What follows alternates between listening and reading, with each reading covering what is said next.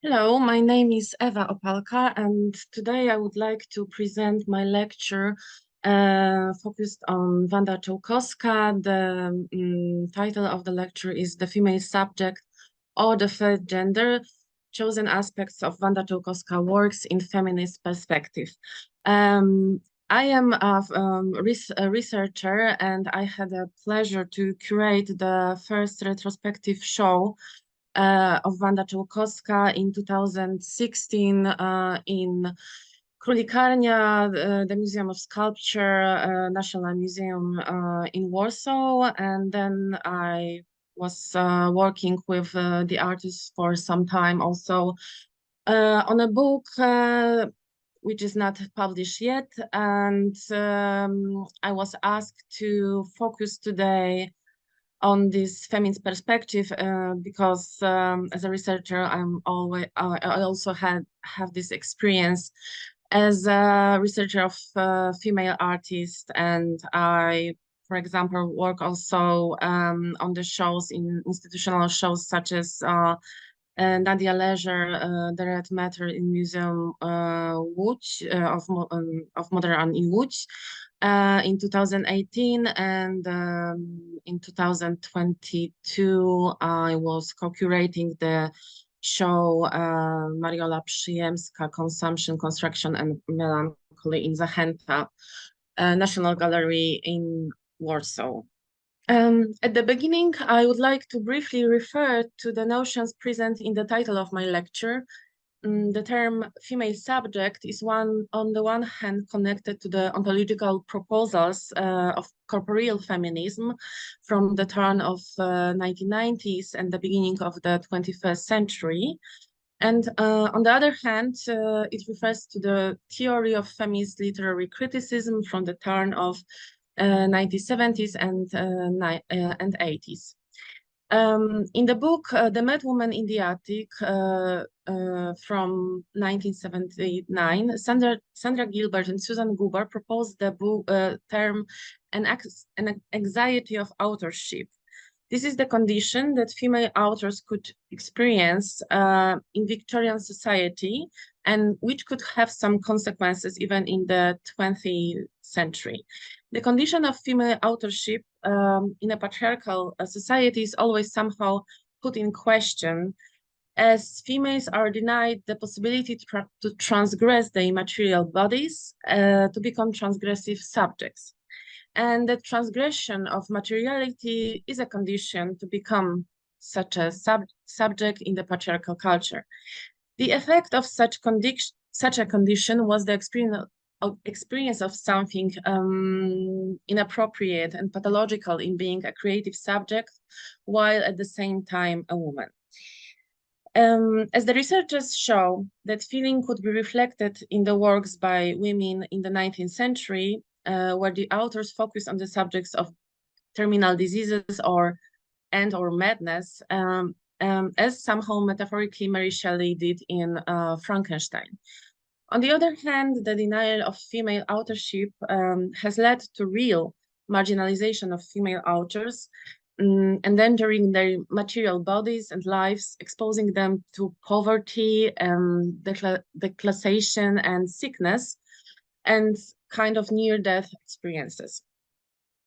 And the second term I used in the title is the third gender or sex. In the Polish language, we use the same word for both, but of course the meaning is somehow different. Wanda Czełkowska used this notion, third sex or third gender, in the conversation with Anke Kempkes and me in 2016. Therefore, Anke Kempkes used it in the article she wrote for a catalogue of the first Czełkowska's retrospective show, Wanda Czełkowska Retrospection, I've curated, and she mentioned it as the urge of the artist to transgress the condition of female subject in art, limited condition. And therefore, Agnieszka Tarasiuk also referred to the term in her recent text to the catalogue of the recent show in Museum ZUSZ. Also, she referred to this term, connecting it to the most contemporary postulates of the fourth wave feminism and LGBTQ plus activism. In this context, I also refer to Donna Haraway's Cyborg Manifesto, the traces of interpretation from the robotic and alien perspective. One can find also in the text by David Crowley and Charles Matter in the catalog of the recent show in Museum ZUS. So, summarizing in my lecture, I would like to shed light on these two approaches and how can we see Wanda Czełkowska's oeuvre in these actually complementary feminist perspectives. In 2014, this was my first meeting with the artist, and this famous now studio once described by Agnieszka Tarasiuk in the catalog to this show in Purikarnia. The show was entitled Wanda Czełkowska Retrospection. And now Agnieszka also wrote this text to the recent show in Museum ZUS. And she was describing this space of the studio too. And from my perspective, the first thing, this first thought I had during this visit was the specific approach to a matter that the artist had. These things and like the objects that were piled wherever you looked and went seemed to work as, on the one hand, a kind of a barrier, a kind of a protection of the outside influences. But at the same time, they seemed like the protection and like protection of the artist, but at the same time as being protected by the artist.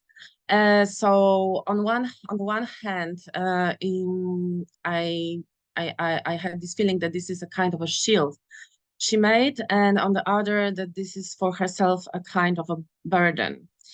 Knowing the artist better and better during our collaboration, and we were collaborating from like this 2014 till 2019, I asked myself a question: what was the actual artist's attitude towards this matter? If really Wanda Czełkowska wanted to protect the matter in her sculptures, or maybe she wanted to destroy it. And this question was based also on the recognition I made during like studying her and like reconstructing her artistic timeline and biography. As we know, the main motif of Czełkowska's works in the 60s was this motif of head, and somehow connected to the this motif of self-portrait. She created this self-portrait in 1963, and it was presented during the Paris Biennale. And in 1968, she created another intriguing sculpture that was based on this head motif. And we can see there this abstract arms, like shaped in an abstract way. And on these arms, the artist placed a half of a head with these visible traces of the intrusive gesture of herself as an author, as a sculptor. And this gesture exposed this inner raw metal skeleton of the sculpture. And I think this showing these entrails, kind of industrial guts of the sculpture, was the first step towards the kind of minimalization of this organic shape of the sculpture, like understood in these terms of minimalization as in minimal art, or elimination as in conceptual art. This very matter forming kind of mimicry of the organic shape. So I think this was this moment when the artist for the first time conceptualized this act of destruction of the matter in her own works. And during the conversations with the artist, and this was not expressed directly. Even the space that was surrounding her in her studio was understood as the kind of extension of herself. As there is no difference between this tissue of the organic matter of her own body, like of the artist, a female body, and the non-organic tissue of the objects. That made me think of the relation she has as an artist to these objects of her creation, that was mirroring her existential experience, seemed in this phenomenological perspective. And this reminds me of this term from phenomenology created by Maurice Merleau-Ponty, and this notion is la chair du monde. As I put it in my text to the catalog of the exhibition in Kulikarnia, Wanda Czełkowska retrospection, the artist had a similar approach also towards the process of creation of art objects. One can recognize it very well when confronted with the piece called A Wall, created in 1972. Where the artist had used this something raw materials, like here we can see these primed canvases that was intruded somehow with the screws, forming this kind of a screen. And this motif of head was incorporated into it in the form of drawings. Of course, we can also see this sculpture that is wrapped in fabric and strings, but I was really touched by the description that Wanda Czełkowska made about this screws that was like intruding these canvases. Yes, because it was, as she told me, it was the kind of extension of her own body somehow, in this act of something violent toward these canvases, but at the same time, these canvases was somehow the extension of her own body. And as we know, on the back of this installation, one can see and is confronted with this raw steel construction, where the angel irons are sticking out towards the body, like the vulnerable flesh of an embodied spectator. When we were talking about this installation with Wanda Czełkowska, she told me that one of her purposes was to show that she understands the canvases not as a base for paintings. She, in a very avant-garde way, detested the very idea of paintings as a framed flat surface. Her point was to change this the meaning of the canvas, and to treat it more like in categories of the space. And the space for Wanda Czełkowska was always relational and somehow affectional.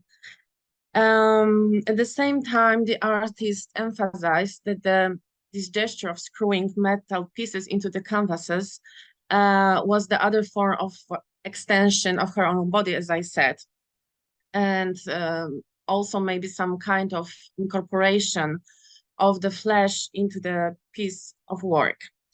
And also we can see this process, like this experience of violence, but also at the same time of kind of empathy, as like this emphatic process, like this with the object which is in pain, which suffers. So here again, this phenomenological perception is back. And when I was writing my text to the catalog, I was referring to Vivian Sobczak and her book called Carnal Thoughts, where she was writing about this intersubjective empathy.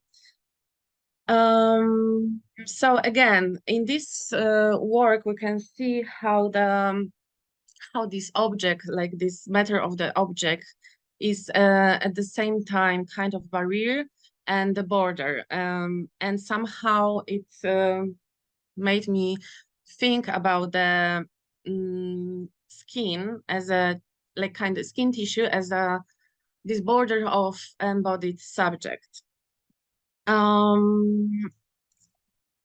So again, like when we think this way, we can see these metal screws as something really threatening and potentially dangerous and harmful to this matter of the object and flesh.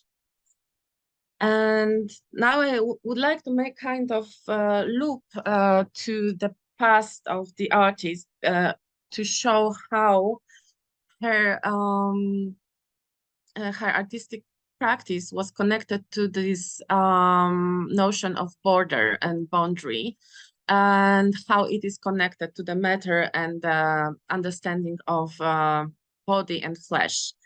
Wanda Czełkowska was born in 1930 in Brześć, which is a small city located near the Bug River. And today, this city, this little town is situated on the border between Poland and Belarus. And this border is for 2 years now very much exposed to kind of violation, but also exposing an act of violence, which is very intriguing because as we can see through Wanda Czełkowska biography, that it was also a very important experience for her, like the experience of border, of boundaries. Her biographical and existential experience was somehow situated in the relation to the violation of boundaries. And the Second World War affected in the huge migration from the former east part of Poland to the west. And it was also the experience of Wanda Czełkowska. Like the people, migrating people, losing the context, like former context of living, had a very specific approach towards the matter and objects too. Of course, the things they try and could take with them seemed essential for them, but at the same time, these objects, this matter, could started to feel like a burden and can function also even as a threaten, like the danger to life itself, because when you have a lot of things, you move slowly. So I think for this was also very important thing for how Wanda Czełkowska was understanding the matter as a kind of a burden in her life, but also how she was mirroring it in her art. Another like dangerous, threatening aspect of the matter we can see in her like experience and artistic practice could be connected to the realm of gender and gender identity in patriarchal society. As some of corporate feminists, such as Rosie Braidotti, Elizabeth Gross, Susan Bordo, and Donna Haraway, underlined in the 90s and 2000s. And this approach was also later present in the new materialist perspective. This binary system of patriarchal culture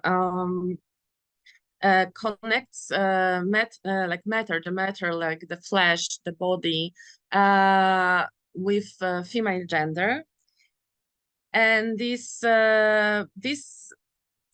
aspects, these like body, matter, female, are seen as less valuable than the reason or soul connected to the male gender, and somehow this reason and soul and male is connected also to the possibility of transgression of this material condition.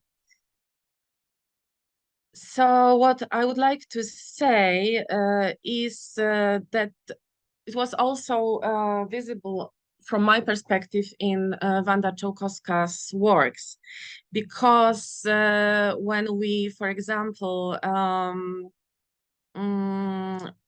read the book Flying to Objectivity, wrote by Susan Bordo, she underlined there that the body in this modern culture too, like in this patriarchal modern culture, could be seen as a burden, because it's like kind of heavy, right? And she was citing the poem in which the Baroque poem in which the body is actually called the heavy bear, and she's juxtaposing it with the phenomenon of some, for example, eating disorders that females have in patriarchal culture, such as anorexia, etc. So again, referring to the Wanda Czełkowska biography, I would like to say something that was, I think this is not to the common knowledge now, because when she was studying on the second year on the Academy of Fine Arts in Krakow, so it was the turn of the 1950 and 1951, she got very sick. She contracted tuberculosis.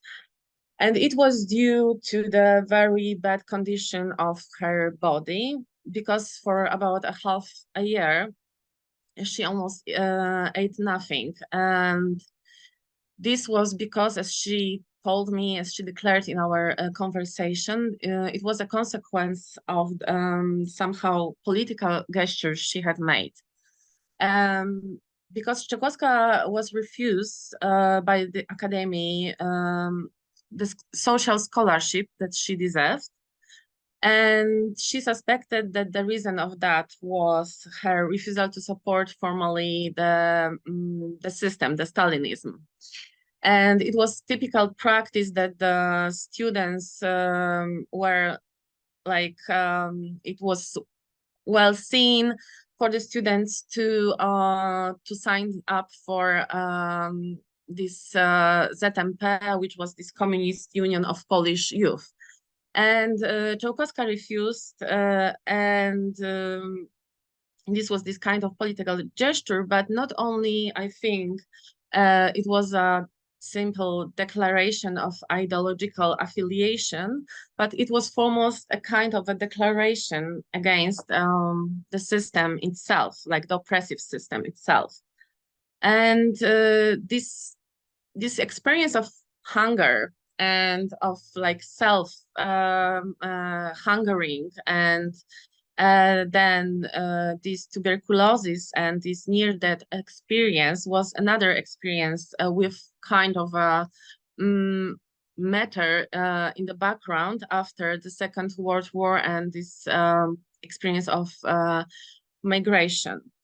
And I think this was the moment that Czełkowska started to think about the matter of the flesh of her own body as a kind of a tool to control somehow reality, but in a very auto-destructive way. So I think these gestures of making self-portraits at the beginning, like kind of figurative, a little abstract, but still very coherent, then like in this sculpture from 1968, destroyed by author herself. This is the sign of taking control over the matter. of the body and of the body of the sculpture. This is interesting because I think somehow I try to make this connection between the real biographical experience and the act of sculpting and making installation, and then making conceptual art as a kind of consequence of these conditions of living in the society, in patriarchal society and oppressive society towards the matter and the body, which was connected to female. So for me, it somehow can let us see why Wanda Czełkowska was actually so much against the female like female gender, in a way that she didn't want to be called for a sculptress, for example, right? I think this was the kind of an act of to survive in a way, and we can find many confirmations of that, that assumption. For example, again, from her life, this was probably 1 year or two after this, when she recovered from tuberculosis, which was really terrible experience, because the methods of treating patients was really like violent back then. She accepted the marriage proposal from Jerzy Sopoćko, who was Czełkowska's husband for like some years.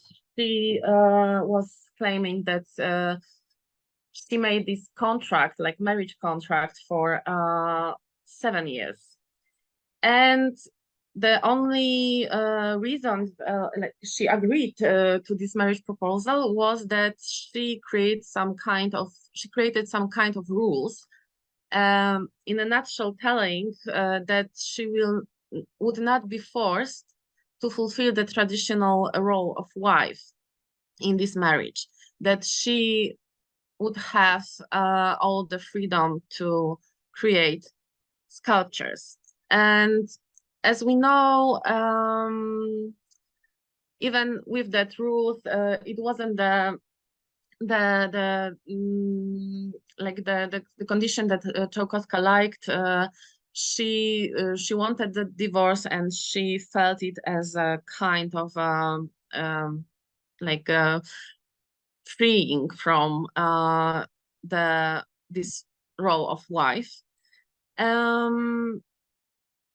And as you can see, because as I suppose this divorce took place in 1959, just before the 60s era, when she actually started to make iconic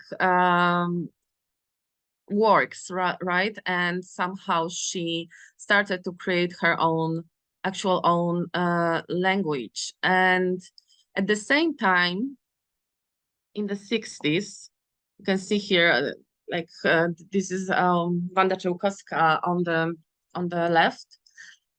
She started to create this kind of image, artistic image, and with some very recognizable elements, like this very big hair. And at the same time, she started to be really thin, which is very much in the trend in the 60s fashion, right? And of course, she was most of the time wearing pants and shirts, and this was her like working uniform, as she said. But sometimes, from time to time, she also was wearing these A-shape dresses. So what I am saying now, that this is somehow also colorated, like this work on the shape of the body and the work on art back then. And this very characteristic shape of the headdress is also telling, because we can find it somehow in her drawing in late, like in the second part of the 1960s, when she starts to like incorporating this cybernetic robotic perspective into her works, right? So, but it's really like very similar, right? So I think she was also thinking about herself in these terms as a kind of robotic cyborgic figure back then, which is very intriguing. Because yeah, this moment when she started to create these drawings was when she was preparing herself for this show in Galeria Współczesna in Warsaw in 1969, right? So this was the moment when she was really in this very tense moment when she was also thinking about the conception of the table, like her first like monumental installation, and that started all this process of conceptual information about the table in Edinburgh in 1972, and then was heading towards the absolute elimination of the sculpture as a notion of shape.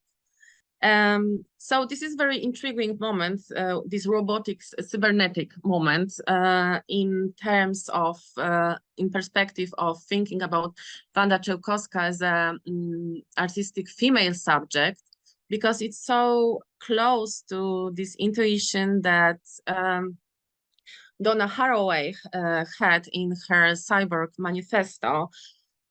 She wrote in 1985, which is interesting in this decade because in 1979, you can see also, I would like to go back for a second to this shape of the head. You can see, and maybe it's too much, but somehow this alien shape of head makes me feel or think of the Alien movie, right? Because it's like really something similar in here. So going back to Donna Haraway and her conception of the similarity between this fantastic cyborg figure and the female subject, but also some animals, is very intriguing. And I feel now that this is very close to Wanda Czełkowska's intuition about the specific authorial subject, like also referring to the female subject. Because as we know, she didn't like this female gender. She wanted to overcome it somehow, to transgress it.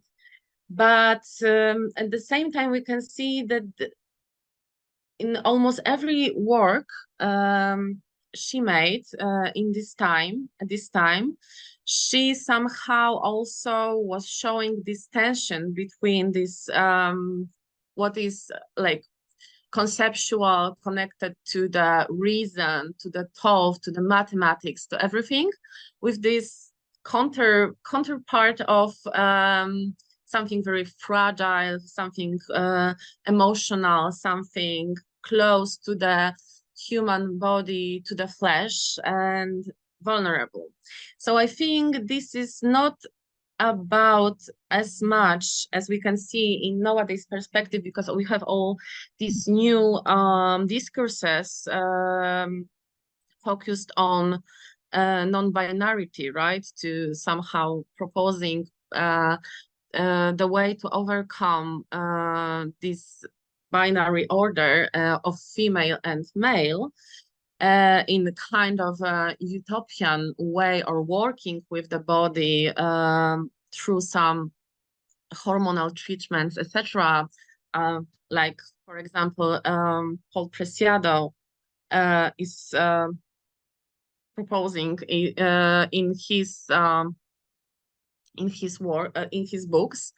But I feel it is more like, but of course this is somehow connected to Preciado too, but this robotic figure, this cyborg figure is like very very much from the, I think, the same kind of thinking in Czełkowska's works and in Donna Haraway Cyborg Manifesto.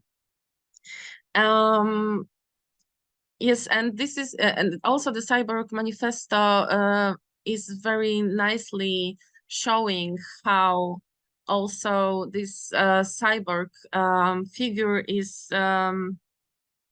not a male figure, right? It's overcoming this this order, but it's always like the female, the cyborg, and the animal are always something other to the male, but in a way very similar. Like what is mechanic and what is animal and what is female is similar and is on the other side than male. And I find it really, really interesting in this case.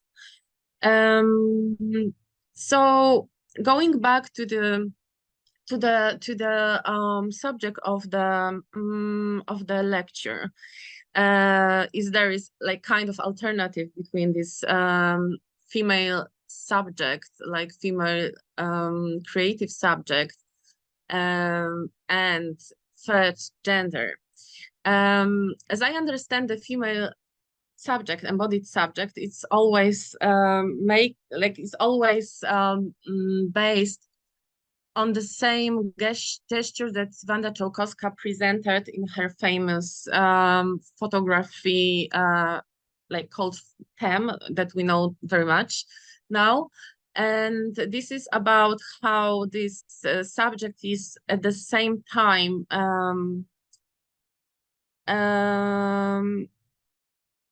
conscious of this condition of being made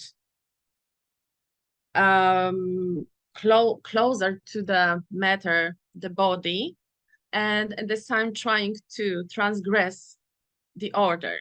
And the only possibility is to threaten oneself, right, with this gesture of kind of decapitation or like suffocating. And this is like kind of a set recognition that the female subject is that kind of victimized, auto-victimized subject. But I think when we are talking about the matter and how it works, also in Wanda Czełkowska practice, this is kind of like true, like a reality, right? Because these fantasies about cybernetics, robotics, like futurism of the flesh and body and gender is somehow juxtaposed during all her life with these moments of failure somehow because of the matter and like material reality. Because as we can see, she was always threatened somehow by this outside reality, and it was causing a lot of migrations. Like even when she was in Krakow, she had to change her studio very often, and she was evicted many times. And every time when it happened, she was like protecting all these sculptures, like the matter of the sculptures. She was, having it with her. She made all that effort to grab them and to take them with her to new place. So I think this is somehow something paradoxical in here, and at the same time very tragic. And this was this tragic aspect I was referring to during this conference in 2016. And this tragic condition is based on this, on the one hand, try to transgress the matter, but on the other hand, to have it and protect it. And I think because in her text in the catalog to the recent show in ZUSZ, Agnieszka Tarasiuk wrote that she would like to see this gesture of overcoming the female gender as emancipatory, not tragic, as I said, but I think it's at the same time emancipatory and tragic. So I would like to thank you for listening to my lecture about the feminist perspective in Wanda Czełkowska's works. And I invite you to participate in the other lectures and the panel. Thank you so much.